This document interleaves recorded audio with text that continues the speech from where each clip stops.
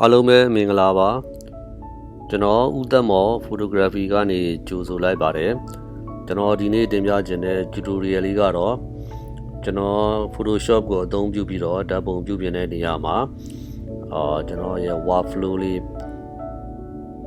ဘယ်လိုသွားမလဲကျွန်တော် camera raw နဲ့ဘယ်လိုစပြီးဖွင့်မယ်ပြီးရင် Liquify သုံးမယ်ပြီးရင် NIK Collection မှာကျွန်တော်ဘယ်လိုအသုံးပြုတယ်ဆိုတာလေးကိုဒီနေ့တင်ပြခြင်းပါတယ်ဒီပုံလေးကတော့ကျွန်တော်တို့ဒါကျွန်တော်ပြုပြင်ပြီးထားတဲ့ပုံလေးကို screenshot ရိုက်ထားတာပါဒါကတော့မပြုပြင်ခင်ကျွန်တော်တို့ raw file ကိုကျွန်တော် camera raw ထဲမှာဖွင့်ထားတဲ့ပုံလေးဖြစ်ပါတယ်အဲ့ဒီတော့ဒီလိုပုံလေးရအောင်ကျွန်တော်ဘယ်လိုပြုပြင်မယ် Photoshop ထဲမှာဘယ်လို edit လုပ်မယ်ဆိုတာလေးကိုကျွန်တော်တင်ပြခြင်းပါတယ်အဲ့တော့ကျွန်တော်တို့ camera raw ထဲကိုသွားလိုက်ပါမယ်ဒီပုံကိုကျွန်တော် camera raw ထဲမှာဖွင့်ထားပါတယ်โอเคကျွန်တော်ဘယ်ကိုစသွားမလဲဆိုတော့ကျွန်တော် objects ကိုသွားပါမယ် use profile correction build မှာကျွန်တော်က Nikon camera Nikon lens နဲ့ရိုက်ထားတဲ့အတွက် Nikon ကိုရွေးပါတယ်ပြီးရင်ကျွန်တော်ဒီ basic ထဲကိုသွားပါမယ် basic မှာကျွန်တော်ကNikon Z6 နဲ့ရိုက်ပြီးတော့ ISO 100 f2.8 lens ကိုသုံးပြီးတော့ 120mm မှာထားပါတယ်ပြီးရင် f4 ပြီးရင်ကျွန်တော် speed ကတော့ 1/320s ဖြစ်ပါတယ်ကျွန်တော်စတင်ရိုက်ကြတဲ့က temperature ကိုကျွန်တော်9000 Kelvin ထားခဲ့တဲ့အတွက်ကျွန်တော်ဒီကောင်ကို9000ကိုမပြင်တော့ပါဘူး exposure နည်းနည်းတင်ပါမယ်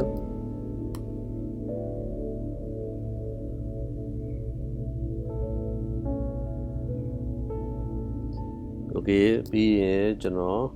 highlight ကိုနည်းနည်းလေး short ပါမယ် shadow လေးနည်းနည်းဖွင့်ပါမယ် contrast လေးနည်းနည်းတင်ပါမယ်ကျွန်တော်အသားအရောင်လေးတွေကိုအသား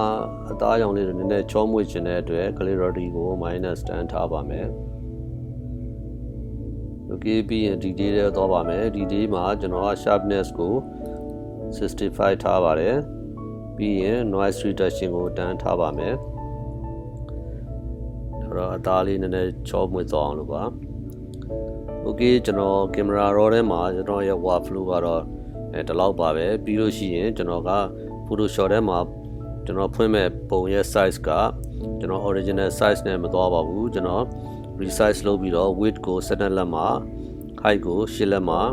resolution ကို300 pixel per inch နဲ့ကျွန်တော် depth ကို8 bits နဲ့ကျွန်တော်ဖွင့်ပါမယ် okay လုပ်ပြီးရင်ကျွန်တော်ဒီမှာ open လုပ်ပါမယ်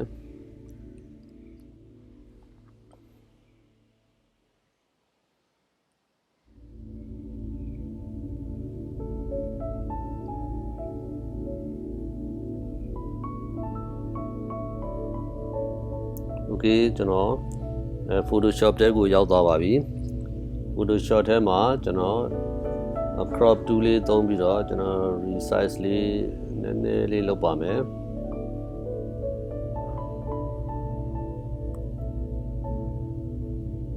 ဒီလောက်ပဲလုပ်ပါမယ် enter ခောက်ပါမယ်โอเคပြီးရင် control S နဲ့ကျွန်တော် save ထားပါမယ်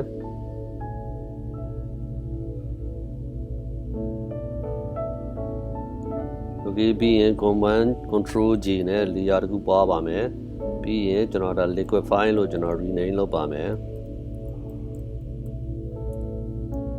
โอเค liquify လို့ rename ပြီးရင်ကျွန်တော်တို့ file ထဲက liquify ကိုတော့ပါမယ်โอเค liquify ထဲကိုရောက်ပါပြီ liquify ထဲမှာကျွန်တော်အဓိကအသုံးပြုခြင်းတဲ့ tools တွေကတော့ကျွန်တော်ဒီအပေါ်ဆုံးကလက်ညှိုးလေးနဲ့တွန်းနေတဲ့ပုံဖြစ်တဲ့ forward wrap tool သုံးပါမယ်ပြီးရင်ကျွန်တော် freeze mask tool သုံးပါမယ်ပြီးရင်ကျွန်တော်ဒီ dot mask tool ဆိုတာသုံးပါမယ်အဲ့ဒီတော့ဒီအောက်က tools နှစ်ခုဖြစ်တဲ့ the freeze mask tool နဲ့ dot mask tool ဆိုတာလေးကိုကျွန်တော်ရှင်းပြချင်ပါတယ်โอเคပထမအနေနဲ့ကျွန်တော် freeze mask tool လေးကိုရွေးလိုက်ပါမယ်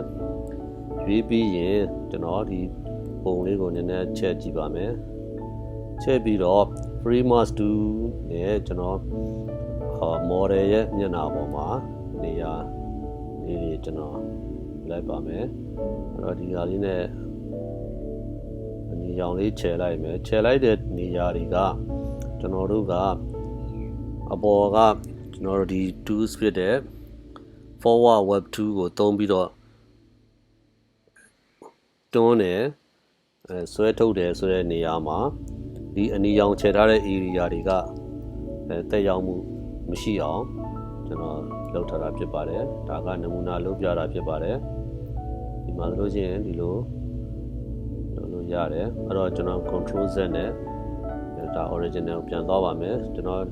ဒီဘက်မှာ model ရဲ့ဒီညာဘက်ပါးလေးကနည်းနည်းလေး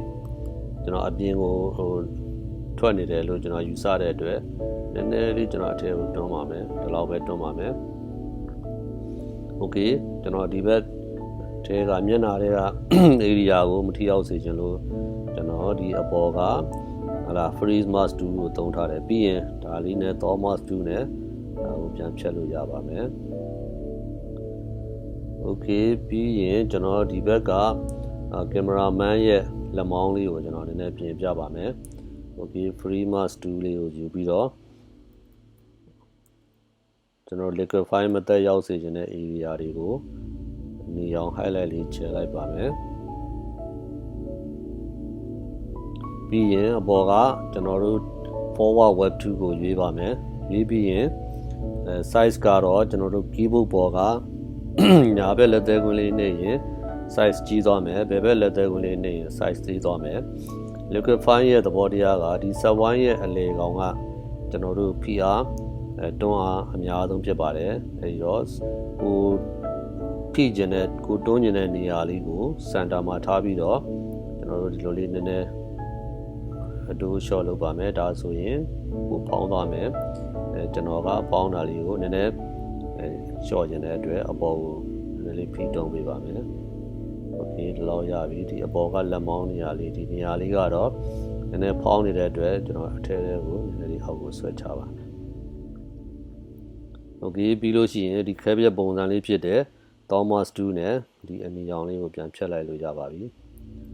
โอเค control command 0နဲ့ပုံကိုမူလ size အတိုင်းမြင်အောင်ပြန်ထားလိုက်ပါတယ်အဲ့တော့ကျွန်တော်ဒီမှာ preview မှာကြည့်ပါမယ် model ရဲ့ပါးလေးကိုညာဘက်ပါးလေးကိုနည်းနည်းလေးပဲကျွန်တော်တွန်းထားပါတယ်နည်းနည်းလေးဖောင်းနေတယ်လို့ယူဆတဲ့အတွက်နည်းနည်းလေးတွန်းထားပါတယ်ဒီဘက်ကညာဘက်ကကင်မရာမန်ရဲ့လက်မောင်းလေးကိုလည်းနည်းနည်းကြွသားအောက်ကိုတွဲကျနေတယ်လို့ယူဆတဲ့အတွက်နည်းနည်းလေးတွန်းတင်ထားပါတယ်အဲ့တော့ဒီနေရာမှာသတိထားမှာကကျွန်တော်တို့ liquify အသုံးပြုတဲ့နေရာမှာမူလပုံကိုပြည့်ရင်းသွားပြီးတော့ဆိုးဝါးသွားတဲ့အထိမပြုတ်ပြင်မိဖို့အရေးကြီးပါတယ်အဲ့တော့ဒီဘက်မှာညာဘက်မှာရှိတဲ့ tools တွေကိုအသုံးပြုပြီးလဲကျွန်တော်တို့က edit လုပ်လို့ရပါတယ်ဒီမှာ eye size ဆိုလို့ရှိရင်ဒီ slide ကလေးကိုဘေးပင်ညာရွှေ့ပေးခြင်းဖြင့် model ရဲ့မျက်လုံး size အကြီးအသေးကိုရွေးလို့ရပါမယ်အဲ့လိုပါပဲကျွန်တော်ဒီဘက်မှာ nose ဆိုလို့ရှိရင်လည်းနှာခေါင်းရဲ့ height ကိုအမြင့်ကိုဒီ tools လေးကိုသုံးပြီးတော့ကိုစိတ်ကြိုက်ရွေးချယ်ပြီးတော့ထားလို့ရပါမယ်ကျွန်တော်ကတော့လောလောဆယ်ဒီပုံမှာဒီဘက် tools တွေသုံးပြီးတော့ပြင်စရာမရှိတဲ့အတွက်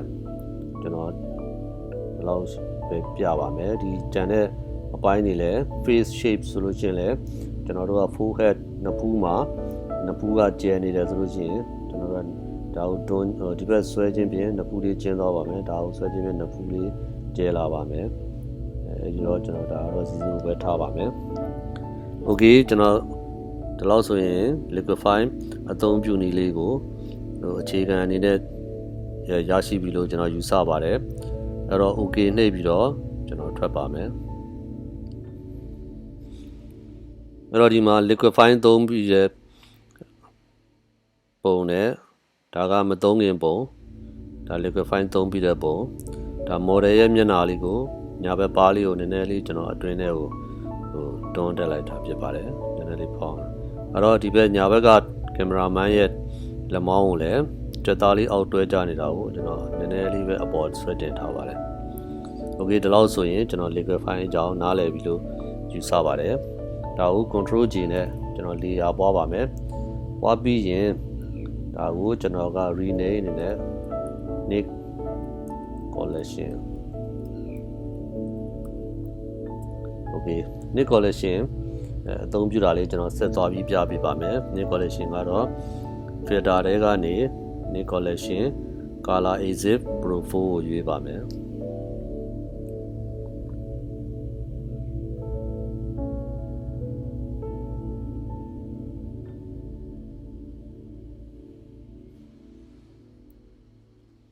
Okay NIK Collection ကတော့ဒါစောစောကကျွန်တော်အသုံးပြုထားတဲ့ tools လေးတွေကိုသူကပြန်ပြီးပြပေးတာပါအဲ့တော့ကျွန်တော်က portrait ကိုပြုပြင်မှာဖြစ်တဲ့အတွက် portrait ကိုရွေးထားပါတယ် portrait ထဲကမှ dynamic skin software ကိုရွေးပါမယ်ရွေးပြီးရင် color range ကတော့ဒီမှာဖော်ပြထားတဲ့ color လေးကို model နဲ့ဒီ cameraman တွေရဲ့အသားထဲမှာကျွန်တော်တို့ဒီ color လေးရောက်သွားအောင်ထည့်ပါမယ်ကျွန်တော်ကတော့55လောက်ဆိုရင်အဆင်ပြေပဲတင်ပါတယ်ကျွန်တော်ဒါလေးကို control command plus နဲ့ပုံလေးချက်ကြည့်လို့ရပါမယ် okay ဒီမှာcheck လေးကိုဒါဆိုရင်ဒါ before ဒါက after ဖြစ်ပါတယ်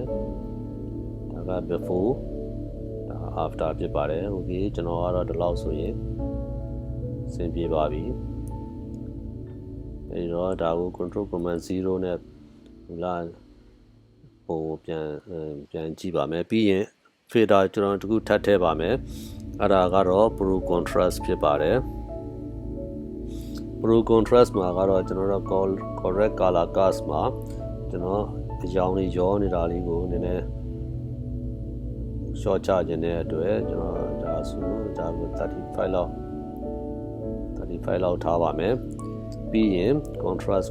correct contrast ကိုနည်းနည်းတင်ပါမယ်15လောက်ထားပါမယ် okay dynamic contrast လည်းနည်းနည်းတင်ပါမယ်သူလည်းကျွန်တော်15လောက်ဆိုရင်အဆင်ပြေပါပြီ okay ဒါဆိုလို့ရှိရင် NIK Collection ထဲမှာကျွန်တော်အသုံးပြုတဲ့ tools လေးတစ်လောက်ဆိုရင်လုံလောက်ပြီလို့ကျွန်တော်ယူဆပါတယ် okay နေပြီးပြန်ထွက်ပါမယ်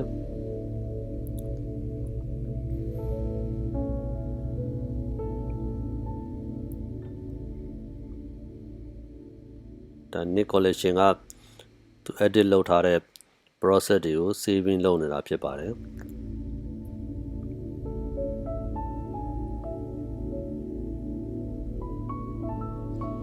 okay ရပါပြီအဲ့တော့ဒါက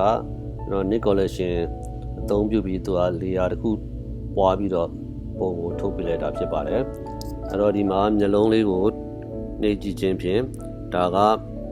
beforeဒါက after ဖြစ်ပါတယ်ဒါက before ပါဒါက after ပါ okay ဒီပုံဆိုလို့ရှိရင်တော်တော်လေးကျွန်တော်တို့ model ရောဒီဘက်က cameraman တွေရဲ့အသားရည်လေးရောအရောင်လေးရောကျွန်တော်တော်တော်အဆင်ပြေပြေဖြစ်သွားပြီလို့ယူဆပါတယ်အဲ့ဒီတော့ကျွန်တော်တို့ကဒီအသားရည်တွေနည်းနည်းများတဲ့တင်လို့ရှိရင်ကျွန်တော်တို့က opacity ကို short လို့ရပါတယ်ဒီနေရာမှာတော့ကျွန်တော်ဒီလောက်ပဲထားပါမယ် okay ဒါဆိုလို့ရှိရင် control S နဲ့ save လုပ်ပါမယ်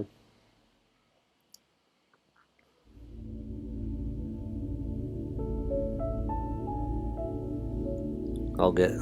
ရပါပြီအဲ့တော့ကျွန်တော်ရဲ့ tutorial တွေကိုအခုလိုဝင်ရောက်ကြည့်ရှုအားပေးတဲ့အတွက်အားလုံးကိုကျေးဇူးတင်ပါတယ်နောက်တင်ပြမဲ့ tutorial တွေကိုလည်းလာပြီးတော့အားပေးလဲပါအောင်လို့ကျွန်တော်ကြိုးဆိုပါတယ်အားလုံးကိုကျေးဇူးတင်ပါတယ်